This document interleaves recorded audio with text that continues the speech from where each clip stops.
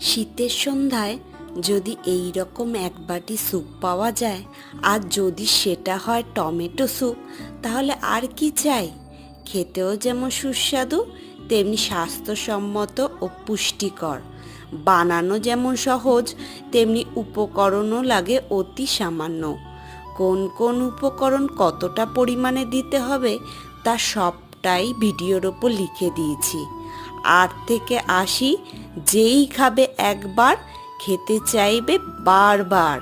এবার তোমরা বলো তো, টমেটোর কোন রেসিপিটা তোমাদের সব থেকে প্রিয়? অবশ্যই কিন্তু কমেন্টে জানিও। ব্যাস, আমার টমেটো স্যুপ একদম রেডি।